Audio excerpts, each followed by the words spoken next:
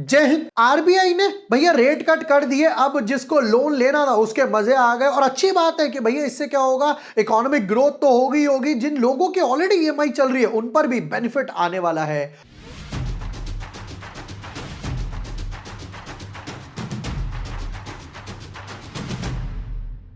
Hi everyone, my name is Vibhor Vashne. I am a SEBI registered research analyst. Recently bank Nifty ने तो अपना all time high लगा दिया। एक massive growth आई उसमें। Nifty ने भी अपना ऑल टाइम हाई लगाया। ऊपर से भैया jackpot cherry on the cake लग गया जब आरबीआई ने 0.25 बोला जाए या 25 बीपीएस रेट कट कर दिया। अब इसका बेनिफिट बैंकिंग सेक्टर तो मिलेगा ही मिलेगा क्योंकि लोग लेने जाएंगे। साथ के साथ एनबीएफसी सेक्टर जो है, एनबीएफसी फटाफट से एक्सप्लेन कर देता हूं। मतलब कि नॉन बैंकिंग फाइनेंशियल कंपनी या कॉर्पोरेशन, भाई कहते हैं कि हम आपको लोन देंगे, ये लोग बैंक की तरह डिपॉजिट्स वगैरह नहीं लेते हैं, ये डिफरेंस रहता है। अब आज का जो मैंने स्टॉक पिक किया है वो एनबीएफसी से बिलोंग करता है। क्या फंडामेंटल्स है, क्या ग्रोथ है, मोस्ट इंपॉर्टेंट क्या नए न्यूज आ रहे हैं, क्या बिजनेस मॉडल है। Without wasting time let's deep dive in our analysis. But yes, before moving ahead, अगर अभी तक आपने चैनल सब्सक्राइब नहीं किया है या न्यू यूजर हो तो यहां पर आपको सारे वीडियोस मिल जाएंगे। देखिए, impact of RBI rate cut on MBI, यही चीज मैंने इस यहां पर भी बताई थी। हाउसिंग फाइनेंस कंपनीज हो गए, एनबीएफसी, बैंकिंग सेक्टर हो गए, रियल्टी स्टॉक्स, इन सब पे काफी अच्छा बेनिफिट मिलने वाला है। अब बात करते हैं भाई, आज का जो मैंने स्टॉक पिक किया है वो है केपरी ग्लोबल। केपरी ग्लोबल को पिक करने का रीजन क्या था, पहले तो मैं आपको चार्ट का स्ट्रक्चर समझाता हूं। यहां पर देखिए, सबसे अच्छी चीज जो मुझे लगी, अभी रिसेंटली कहीं पर ये जून के आसपास 150 रुपीज पर ट्रेड कर रहा था। वहां से लेकर एक नॉन स्टॉप एक अच्छी खासी रैली आई 210 रुपए के आसपास। मतलब लास्ट 5-6 महीनों में इसने 40% के आसपास मूव दिया। अब उससे भी इंपॉर्टेंट पॉइंट क्या था, ये देखो, जब ये ऊपर जा रहा था तब वॉल्यूम एक अच्छे खासे बने हुए थे, एक अच्छे खासे हैवी वॉल्यूम से।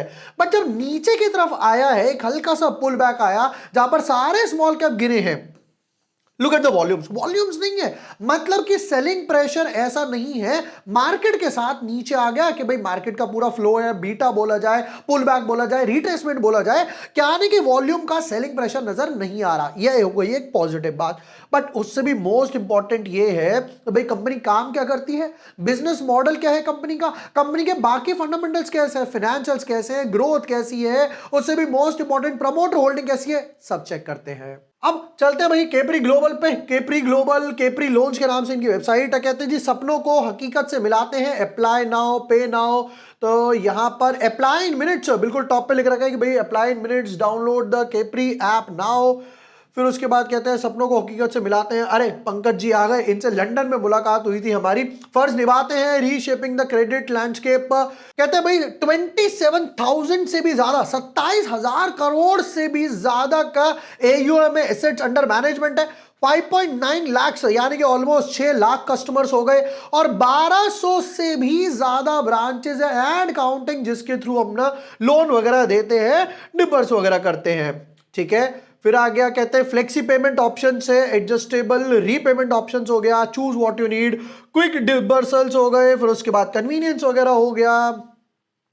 प्रोडक्ट्स की बात करें, देखो एक चीज तो क्लियर है, जो आजकल मोस्ट इंपॉर्टेंट चल रहा है वो हो गया होम लोन, हो गया कार लोन्स वगैरह हो गए, और भाई एमएसएमई लोन्स वगैरह हो गए कि भाई अपना बिजनेस एक्सपैंड करना है, ग्रोथ वगैरह चाहिए, छोटे इंडस्ट्रीज वगैरह जो होते हैं। यहां पर कहते हैं जी गोल्ड लोन है, फिर उसके बाद गोल्ड के अगेंस्ट हो गया, एमएसएमई लोन हो गया जिसकी हम बात कर रहे थे, होम लोन हो गया इसकी हम लोगों ने बात करी, माइक्रो लैप हो गया, और कंस्ट्रक्शन फाइनेंस हो गया, यानी कि बड़े बड़े प्रोजेक्ट्स वगैरह को भी हम लोग फाइनेंस वगैरह या उनके लिए लोन वगैरह देते हैं। अब नेक्स्ट पर चलते हैं। फिर उसके बाद ये लोन हम लोगों ने देख लिया, सी वॉट कस्टमर से टेस्टिमोनियल्स वगैरह आ गए कंपनी के वेबसाइट पे, फिर उन्होंने कुछ एफएक्यूज वगैरह डाले हुए, मतलब एक काइंड ऑफ जो एक फाइनेंस की वेबसाइट होती है वो फाइनेंस की वेबसाइट वगैरह है। नेक्स्ट पार्ट पर आते हैं, भाई कंपनी के बारे में और क्या कहते हैं, कुछ इंपॉर्टेंट रेशियोज पे नजर मार लेते हैं। कहते हैं कि मार्केट कैप हो गई 18,000 करोड़, स्टॉक का पी हो गया 25, ये तो अभी पेयर कंपैरिजन वगैरह में जाएंगे। फिर उसके बाद डिविडेंड भी पे करते हैं, current price, book value, return on equity and so on. आगे प्रोज एंड कॉन्स, ये आ गए इनके कुछ पेयर कंपैरिजन, जिसमें है बजाज फाइनेंस, श्रीराम फाइनेंस, मुथूट हो गया, चोलामंडलम हो गया, Tata capital, SBI, LT finance और केपरी ग्लोबल। अब देखो यहां पर पता है क्या है, दो मेजर इंपॉर्टेंट नाम मैं आपको बताता हूं। भैया देखो, मुथूट फाइनेंस की बात हो रही है, चोलामंडलम की बात हो रही है, श्रीराम की बात हो रही है। यहां पर पी रेशियो से स्टार्ट करते, जो पहला कॉलम है, कहते हैं भाई इनका पी रेशियो है 25 का, बजाज फाइनेंस 35 बहुत ऊपर, श्रीराम 18 का, मुथूट 20 का, चोलामंडलम 31, टाटा कैपिटल अभी अभी रिसेंटली आईपीओ आया था 37 पर ट्रेड कर रहा है, एसबीआई कार्ड 43 और एलटी फाइनेंस मतलब मेजरली देखा जाए 1 2 3 4 5 5 का ऑलरेडी जो ऊपर चल रहा है, श्रीराम और मुथूट के पीयर कंपैरिजन वगैरह में चल रहा है। फिर उसके बाद मार्केट कैप हो गई, नेट प्रॉफिट क्वार्टर हो गया, क्वार्टर वेरिएशन की बात कर लेते हैं। नेट प्रॉफिट क्वार्टर वेरिएशन में प्रॉफिट क्वार्टर वेरिएशन वगैरह में कहते हैं 143 का क्वार्टर वेरिएशन है, वहां पर सबका 21 12, इनका एक अच्छा गया 90 19 2 ऑलमोस्ट फ्लैट रहा इनका क्वार्टर। एसबीआई कार्ड्स की बात करें 9 5 हाईएस्ट क्वार्टर वेरिएशन है। और सेम सेल्स की बात करते हैं, सेल्स में भी एक अच्छा खासा क्वार्टर वेरिएशन देखना, यहां पर 49 ऑलमोस्ट 50 का आ गया, 18 18 47 ये अच्छा गया, 19 7 12 7, तो यानी कि इनका एक अच्छा खासा क्वार्टर गया है, ये बहुत अच्छी बात है। अब हमारा लास्ट कॉलम रह गया, एक काम करते हैं फटाफट से वो भी देख लेते हैं। रिटर्न ऑन कैपिटल एम्प्लॉयड में क्या कहते हैं, कहते हैं जी कैपरी ग्लोबल का है 11.18, फिर उसके बाद इसका 11 है, इसका भी कम 10, इसका ऊपर है 13 10 9 10 8, मतलब एक आधा कंपनी है जिसका ऊपर है। कैपरी ग्लोबल का रिटर्न ऑन कैपिटल एम्प्लॉयड भी यहां पर एक अच्छा खासा नजर आ रहा है। चलते हैं नेक्स्ट पॉइंट पर, क्वार्टर रिजल्ट्स वगैरह की तरफ। बट देखो पीयर कंपैरिजन में ना एक चीज अच्छी जो लगी, यहां पर देखो मुथूट का नाम सामने है। अब सबको पता है भैया मुथूट का ऐड वगैरह आता है जहां पर वो कहते हैं गोल्ड के अगेंस्ट वगैरह लोन वगैरह देते हैं, या मन्नापुरम हो गए सेक्टर में है, तो कैपरी ग्लोबल मुथूट और मन्नापुरम है भैया जिन्होंने 10,000 करोड़ से ज्यादा का एयूएम अचीव करा है। और उसमें भी कैपरी ग्लोबल सबसे आगे है, कहते हैं भाई 3 साल में, सिर्फ 3 साल में हमने 10,000 से ज्यादा का एयूएम अचीव करा है, 10,000 करोड़ से ज्यादा का in fact I should say AUM achieve करा है, यानी कि सबसे फास्टेस्ट ग्रोथ। चलते हैं नेक्स्ट पॉइंट पर, देखते हैं भाई इनके क्वार्टर रिजल्ट्स वगैरह कैसे आ रहे हैं। Let's have a look. वैसे देखो अब दो तरीके, आप चाहो तो पुराना भी देख सकते हो, चाहो तो नया भी देख सकते हो। मैं काम करता हूं फटाफट से दिखाई देता हूं क्या है। कहते थे यहां पर सेल्स थी 346 385 455 501 557 605 649 718 752 821 957, 1000 का आंकड़ा भी टच हो गया एंड 1121 1121। एक मजे की बात देख रहे हो, एक भी क्वार्टर ऐसा नहीं दिखाई दिया, not even a single quarter जहां पर हल्की सी भी सेल्स डिप हुई हो। सेल्स का ग्राफ 346 से 1100 यानी कि 3x हो गई इनकी सेल्स लास्ट 3 साल में, और इनफैक्ट बात करी जाए लास्ट 2-2.5 साल में भी 2x के आसपास सेल्स हो गई। क्या बढ़िया मैसिव ग्रोथ दी है। ऑपरेटिंग प्रॉफिट के मार्जिन्स की बात करते हैं, कहते हैं 62 53 58 55 55 कांस्टेंट था, 55 से लेकर यहां तक कंसिस्टेंट है, फिर 62 64 65 65 66 ये भी हाईएस्ट ऑपरेटिंग मार्जिन्स प्रॉफिट और I should say percentage wise post किया। नेट प्रॉफिट भाई देखो इंपॉर्टेंट है कि सेल्स तो हो रही है, बड़ी बड़ी कंपनीज हैं भैया, पेटीएम का एग्जांपल ले लो, स्विगी का एग्जांपल ले लो, राइट भैया, कंपनी है बड़ी बड़ी, सेल्स हो रही है, प्रॉफिट नहीं है, कोई फायदा नहीं है भैया, हमें चाहिए नेट प्रॉफिट कितना बना रहे हो वो बताओ। कहते हैं 56 37 65 64 65 68 कंसिस्टेंट था, फिर ब्रेक करके पहुंच गए 83 76 97 128 100 का आंकड़ा भी क्रॉस कर दिया, 175 176 और आखिरी में 200 का भी आंकड़ा क्रॉस कर दिया।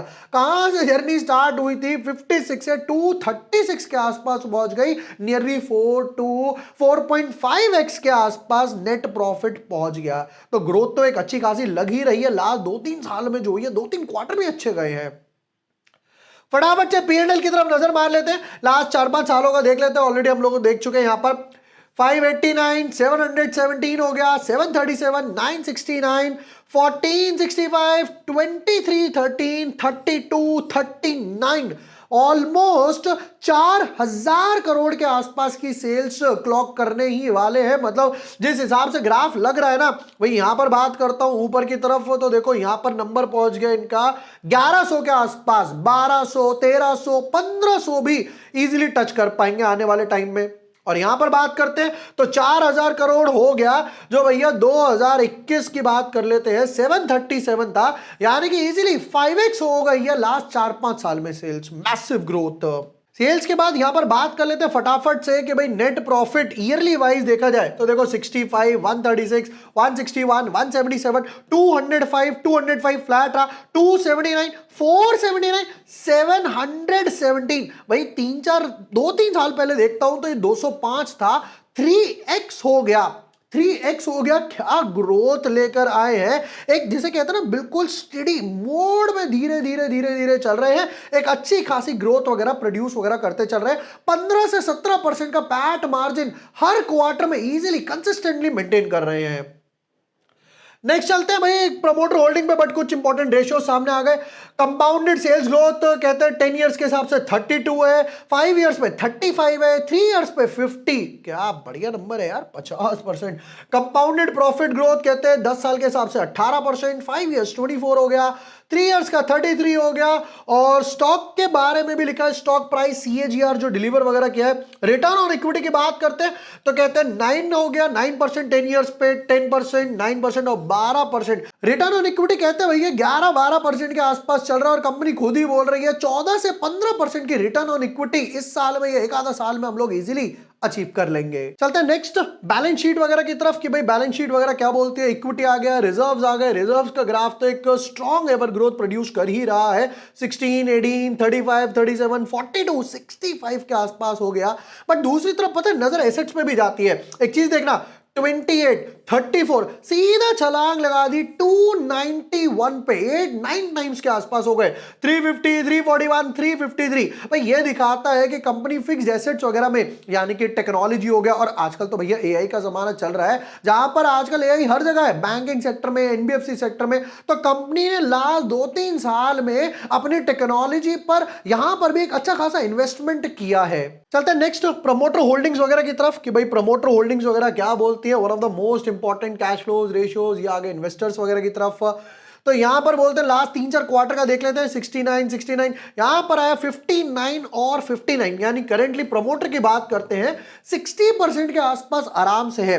FII की बात करते हैं 1, 1, 1, 1, 4.7, 4.83। लास्ट 2 क्वार्टर में FII ने 4% के आसपास स्टेक बढ़ाया है। DII की बात करते तो वहां पर 14, 14, 14 और ये हो गया 20 पर, यानी DII ने 6% का अपना स्टेक वगैरह बढ़ाया है। भाई देखो अब मुझे सबसे बड़ा एक चीज पता क्या था कि यार ऐसा क्या हुआ कंपनी का ये जून में 69 से 59 तक हो गया भाई एकदम से। तो उसका रीजन था कंपनी ने ना इस साल जून में 2000 करोड़ रुपए का इक्विटी फंड वगैरह रेस करा इक्विटी के थ्रू, जिससे भाई कंपनी ने अपने नेक्स्ट 2-3 साल के आराम से प्रोजेक्ट वगैरह या ग्रोथ को आराम से ऑप्टिमाइज वगैरह कर पाएगा। अब इससे बेनिफिट तो क्या हुआ कि भाई इंस्टीट्यूशनल इन्वेस्टर से 2000 करोड़ रुपए रेस करे, उससे एक बेनिफिट ये हुआ कि कंपनी के प्रोजेक्ट्स तो ग्रोथ होंगे होंगे, बट उससे भी मोस्ट इंपॉर्टेंट कंपनी का जो डेट टू इक्विटी रेशियो है, ये जैसे लीवरेज रेशियो बोला जाता है, वो भी कंफर्टेबल हो गया 2.5x पे। चलिए हम लोगों ने यहाँ पर क्वार्टर रिजल्ट देखा, पीयर कंपैरिजन देखा, P&L अकाउंट मैंने दिखाया, बैलेंस शीट वगैरह भी मैंने आपको दिखाई, इन्वेस्टर्स हो गए। उसके बाद हम लोग गए भाई BSE के पास कि भाई BSE ने यहाँ पर क्या क्या आया है, कहते हैं डिस्क्लोजर अनाउंसमेंट्स हो गए, इंटीमेशन वगैरह हो गया, यहाँ पर कोई ESG रेटिंग वगैरह ये भी चेक वगैरह करते हैं, यहाँ पर क्या बोलते हैं। और हम भाई यहाँ पर तो यहाँ पर इन्होंने एक डाला हुआ है, कहते हैं जी intimation under ESG rating by S intimation under regulation 30 of SEBI requirements ESG rating by S&P Global। चलिए थोड़ा सा पढ़ लेते हैं जरा इसके बारे में। Pursuant to Regulation 30 of this, with part of this, and on November 11, we wish to inform you that the Capri Global Limited has received a ESG score of 71। बाप रे, अपने आप में इस सेक्टर के हिसाब से बहुत अच्छा है। Of S&P Global, reflecting enhanced transparency and improved performance across key environmental, social, and governance areas। The disclosure rate highlighted in the assessment is very high, जो कि मैं बात कर ही रहा था, demonstrating the company's commitment to robust reporting and stakeholder confidence। This recognizes the organization's continued focus and so on वगैरह पे यहाँ पर इन्होंने गाइड किया हुआ है। तो नंबर तो बहुत अच्छा है, सेक्टर के हिसाब से अपने आप में ही बहुत हाई है, 71। चलिए हम लोगों ने यहाँ पर फंडामेंटल्स भी पूरे चेक कर लिए, इन डेप्थ वगैरह चेक करा। अब चलते हैं वीकली चार्ट स्ट्रक्चर पे। देखो वीकली चार्ट में एक अच्छी चीज है, ग्रोथ तो दिख ही रही है। यहाँ पे 2020 के आसपास 25-27 रुपए के आसपास ट्रेड कर रहा था, वहां से नॉन स्टॉप रैली आई समवॉट अराउंड 280 के आसपास, 8-10 टाइम मतलब और 10x इजीली 2-3 साल के गैप में 10x हो गया। चलो उसके बाद क्या हुआ, उसके बाद का चार्ट स्ट्रक्चर समझते हैं। फिर वहां से एक हल्का सा प्रॉफिट बोलिंग बोलो, इसको रिट्रेसमेंट वगैरह बोला जाता है फिबोनाची हिसाब से। वहां से रिट्रेसमेंट आया और ये समवट अराउंड 150 145 150 के आसपास ध्यान से देखोगे ना तो एक बेस बना रही है। देखो एक बार, दो बार, तीन बार, एक डबल बॉटम बेस बोला जाए, ट्रिपल बॉटम बेस बोला जाए तो एक चीज क्लियर है कि 150 का जो लेवल है वो स्ट्रॉन्ग और एक मेजर सपोर्ट नजर आ रहा है। करंटली कहां ट्रेड कर रहा है, करंटली 188 190 की रेंज में ट्रेड कर रहा है। अब 180 तक वापस से ट्रेड कर रहा है। अब यहां पर एक देखो, यहां पर एक चीज नोटिस करना, यहां पर लास्ट टाइम यहां से ये लेकर यहां तक रैली आई, फिर वापस से उसी लेवल से ट्रेड कर रहा है। तो होप सो वापस से ये अपना राउंड बॉटम पूरा करने के लिए होप सो 260 के लेवल्स तक जा सकता है। मतलब रिस्क रिवॉर्ड एक अच्छा खासा फेवरेबल नजर आ रहा है। देखो एक चीज अच्छी है, सेल्स क्वार्टर वाइज एवरग्रीन नजर आ रही है, नेट प्रॉफिट अच्छा गया, ऑपरेटिंग मार्जिन परसेंटेज वाइज दे गए वो भी अच्छे गए, debt to equity ratio improve हो गया, 2000 करोड़ रुपए के आसपास इंस्टीट्यूशनल इन्वेस्टर्स वगैरह से रेस कर लिए, एफआईआई का स्टेक बढ़ गया, डीआईआई का स्टेक वगैरह बढ़ गया। उससे भी मोस्ट इंपॉर्टेंट कि भैया टेक्नोलॉजी में लगा रहे हैं, एआई वगैरह में लगा रहे हैं, 71 का एक ईएसजी स्कोर जो एसएनपी ग्लोबल से मिल गया। तो पैरामीटर्स पे खरा उतर रहा है। दोस्तों ये थे केपरी ग्लोबल के डिटेल्ड एनालिसिस, जहां पर हम लोगों ने टेक्निकल चार्ट, फंडामेंटल्स हो गया, वीकली चार्ट, लेवल्स वगैरह भी, स्टॉप लॉस, टारगेट मैंने आपको सब बता दिया। कोई और भी स्टॉक है जिस पर आपको इस तरीके की डिटेल्ड केस स्टडी चाहिए, कमेंट सेक्शन में उस स्टॉक का नाम कमेंट कर सकते हो, उस पर मैं बनाकर देने वाला हूं एक बढ़िया सा केस स्टडी। वीडियो पसंद आया हो share with your friends, like and subscribe. Thank you for watching the video, lots of love.